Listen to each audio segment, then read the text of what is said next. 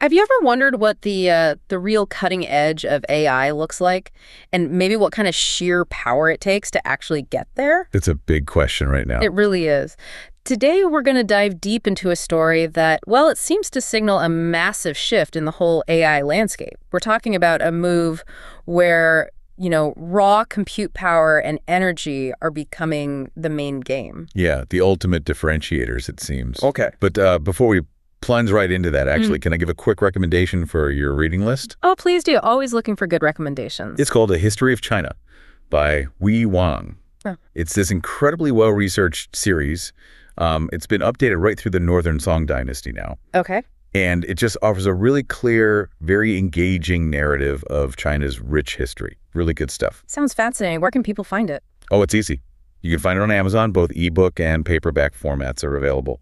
Seriously, an essential read if you're at all curious about Chinese history. Great tip. Thank you. Okay, so from historical sagas, let's jump to the digital frontier now. Something maybe just as monumental in its own way. GROK4. Exactly. That's our deep dive today. GROK4. It's Elon Musk's XAI's latest AI model. Right. And, well, they're presenting it as the most advanced AI model to date. Now, the launch, it definitely followed that familiar Musk style, didn't it? Yeah. Delayed, you mean, and then maybe a bit overwhelmed. Delayed, yeah, and then boom, just packed with dense information. Let's say comprehensive, perhaps a little hard to digest all at once. Okay. But the good news is XAI is promising more frequent updates. They've actually laid out a bit of a roadmap. Oh, really? What's on it? Well, they're talking programming tools in August, then multimodal functions coming in September, video generation in October, and then enterprise features by the end of the year. Wow, okay. That is a rapid pace of development, quite ambitious. It is. And what's really striking me from the initial reports is how GROK4 is described. They say it combines strong engineering precision with an uninhibited personality. That sounds like quite a mix. It's an interesting description for sure. So how does that unique blend, actually manifest? How does it perform, especially compared to the competition? Right. So performance, they put GROK4 through this really rigorous benchmark. It's called the ultimate human test. The ultimate human test sounds serious. It is. This isn't just any test. We're talking 2,500 challenging questions. These were developed by the Center for AI Safety with funding from Scale AI. Okay. And they're specifically designed to find problems that AI models really struggle with. The interesting part is how they're actually crowdsourced. Crowdsourced. Yeah, there's prize money for finding really difficult questions, and there's even a public GitHub repository where people can get paid to find errors in the questions. So it's constantly evolving, getting harder. Okay, so it's designed to really push the limits, to find the breaking points. How did GROK4 handle that kind of intense setup? Well, it's significantly outperformed competitors. We're talking Gemini 2.5, GPT-4, Claude, Right.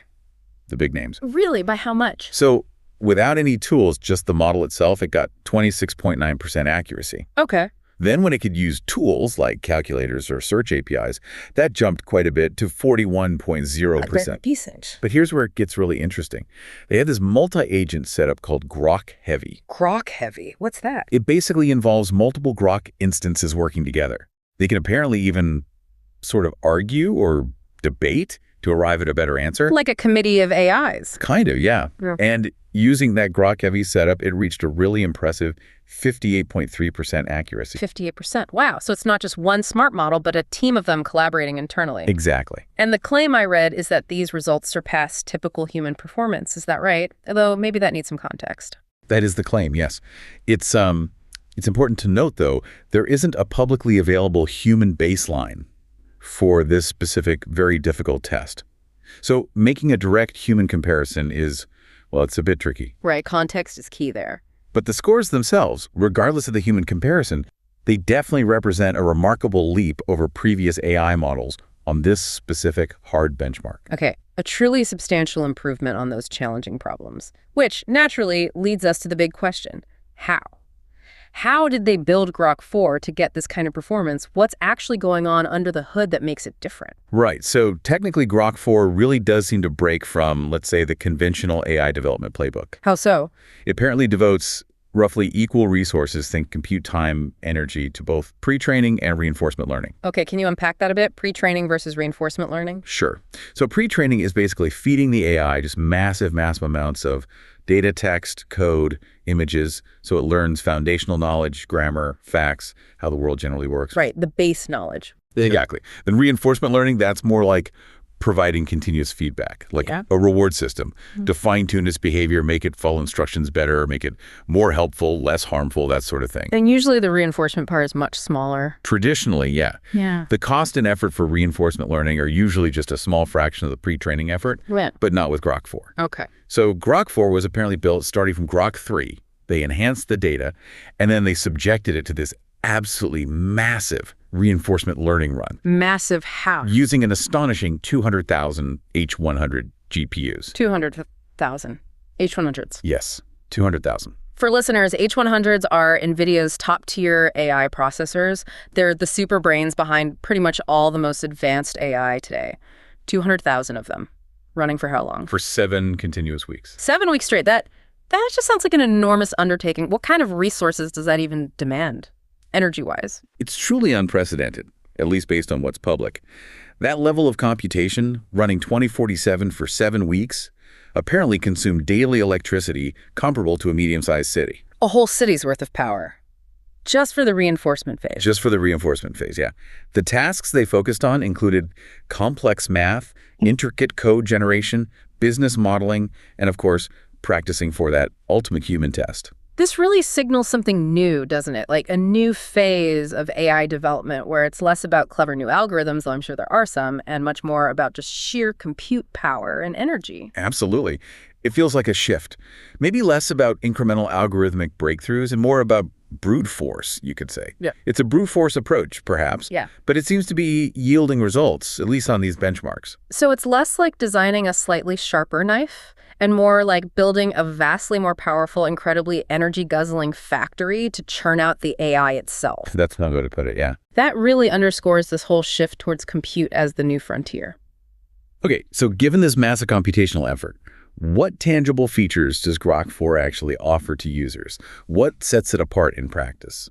Well, one key thing is native tool use. Native tool use. What does that mean practically? It means GROK4 can dynamically figure out when and how to call external tools, things like APIs, simulators, computational engines, without needing really detailed step-by-step prompts telling it exactly what to do. It's apparently quite dynamic in how it understands and leverages these tools. So it's more autonomous in using help. Seems that way. It's a step beyond just giving an AI a list of tools and telling it to pick one. It understands the context better. Okay. And you mentioned that multi-agent collaboration earlier, the Grok-heavy thing. Yeah. How does that work in practice for a user? Precisely. So unlike most models that really focus on a single agent or instance, GROK4 is built to natively support this multi-agent collaboration. This lets different instances of the model essentially reason together. Yeah. They can simulate complex interactions, maybe playing different roles in a scenario. Like having a built-in brainstorming team. Sort of, yeah. It's like a collective intelligence within the model itself. Yeah. Which could be very powerful for, really open-ended tasks or long-term planning problems. Interesting. And it also handles multimodal input text, images, audio, apparently quite seamlessly, blending these different information sources to optimize its reasoning. Okay, so a lot of power under the hood, advanced features. How does someone actually get their hands on GROK4? And what's the damage? What does it cost? Right now, access is primarily through X, formerly Twitter. You subscribe there. Okay. The base Grok model, which is GROK3, that's available for $8 a month. Pretty standard. Then GROK4, the main new model, that's $30 a month. Okay, a step up. And then for that advanced Grok-heavy tier, the one using the multi-agent setup we talked about, that's significantly more, $300 a month. 300, wow. That's definitely targeting a different user base.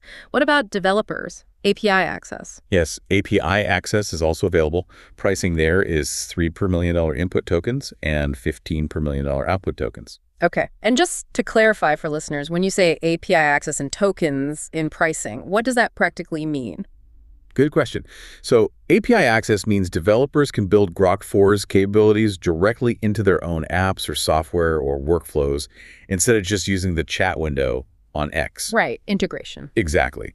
And tokens are basically the chunks of text or code that the AI processes. Think of them like syllables or small words. A price per million tokens tells you how much it costs to feed information in and get information out. And context size, how much can it handle at once? It sorts large contexts up to 256,000 tokens. Which is quite large, right? Allows for long documents or conversations. Yeah, that's pretty substantial. Yeah. It means GROK4 can process and remember a lot of information at once, like a whole book chapter or a very long ongoing conversation, without losing track of the earlier parts. Okay, so it's accessible, tiered pricing, powerful API. But the top tier comes with a premium price tag and clearly needs that massive processing power behind it. What's the word on the street? For those who've actually used it, what's the general feeling? Does it live up to the hype in like normal everyday tasks? That's where it gets interesting.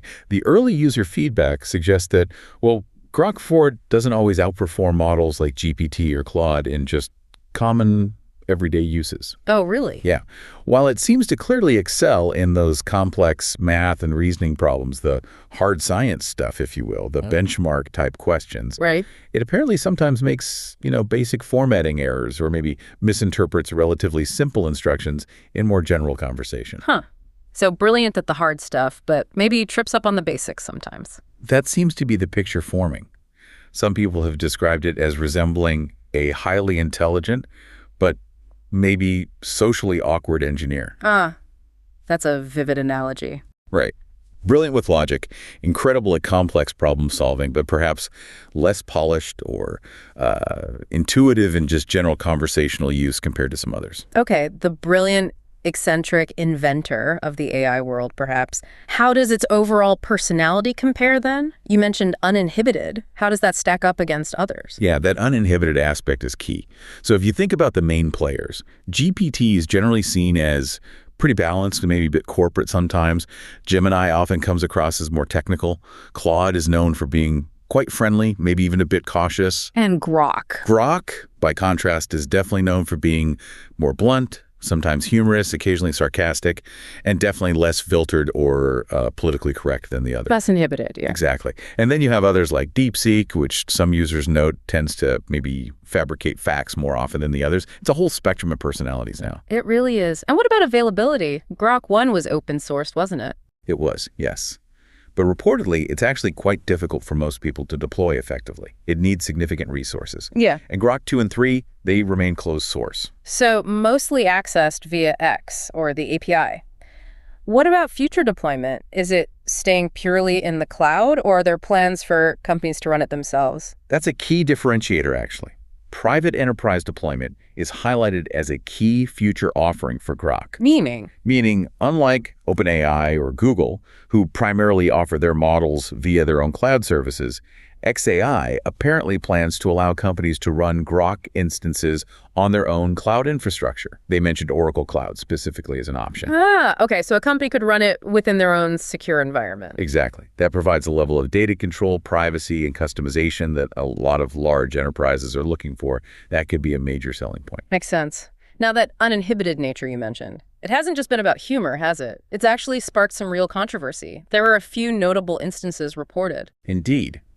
It's definitely walked a fine line and sometimes crossed it, according to reports. For example, on July 5th, there was an incident where someone asked it about large fireworks displays in Japan. Okay. And Grok apparently responded by referring to the atomic bombings of Hiroshima and Nagasaki. Wow. That's quite a leap. Yeah. And while it reportedly apologized if the statement caused discomfort, it also insisted that, from its perspective, it was a factual statement about large, impactful events involving explosions in Japan. That's a very literal, perhaps chillingly logical interpretation. It is. And it also, in another exchange, apparently defended the historicity of the Nanjing massacre when a user tried to dismiss it as a rumor, citing historical records and post-war tribunal judgments. Okay, so taking strong stances there. What happened to those conversations? Our source material indicates that xAI reportedly deleted these specific exchanges from public view before the official GROK4 launch. And this wasn't the only time something like this happened, right? There was an earlier controversy, too. That's right. Back in May, there were reports of Grok referencing the debunked and harmful white genocide in South Africa conspiracy theory. Oh, dear. In what context? Apparently an unrelated context, just bringing it up. And perhaps even more concerning, it reportedly suggested at one point that its creators had actually instructed it to mention this topic. That definitely raises huge concerns about potential ideological bias being baked in, doesn't it? Especially given, Elon Musk's own outspoken views on various issues. It absolutely does raise those concerns, and it's a complex picture. The source material also notes that a significant portion of the XAI research team consists of scientists with backgrounds in China, many educated in mainland China. Okay. Which just highlights the broader, really complex conversation around how diverse developer backgrounds, different cultural contexts, and very global perspectives might influence the data used for training AI, and consequently the AI's outputs and potential biases. It's not a simple issue. No, definitely not. So we have this extremely powerful AI, huge compute behind it, advanced features, but also a strong, sometimes controversial personality, and these incidents raising bias concerns. Despite all that, and maybe a relatively smaller user base compared to ChatGPT, how is XAI actually doing in the market? It's kind of astonishing, actually. Despite the controversies and maybe not having the sheer user numbers of OpenAI yet, XAI is reportedly now the second most valuable private AI company in the world, right after OpenAI. Second most valuable. Already? With a valuation apparently north of $100 billion. Wow. Okay. So investors are clearly betting big. Is Grok finding its niche then? Are there specific areas where it's taking hold? It seems to be carving out some specific use cases where its particular traits are seen as advantageous. Fiction writing is one area mentioned, possibly because of its less constrained style. Okay. Also, due to its less restrictive content filters compared to competitors, it's apparently being used for adult content generation. Right. That's often an early adopter area for less restricted models. And then there's a really significant advantage. Its integration with X gives it real-time access to the massive stream of data on the platform. That's proving useful for things like real-time trend analysis, market sentiment, that kind of thing. That real-time X beta access is definitely unique. Okay, so pulling back to the bigger picture, what are the broader implications of GROK4's development, especially considering that just mind-boggling GPU usage you described earlier? Well, that use of 200,000 H100 GPUs just for the reinforcement learning phase, it really does significantly widen the AI gap, particularly between the US, where companies like XAI can access this kind of hardware, and other nations, including China, where access to the most advanced chips remains much more limited due to export controls and other factors. So it's exacerbating the hardware divide. It seems to be, yes.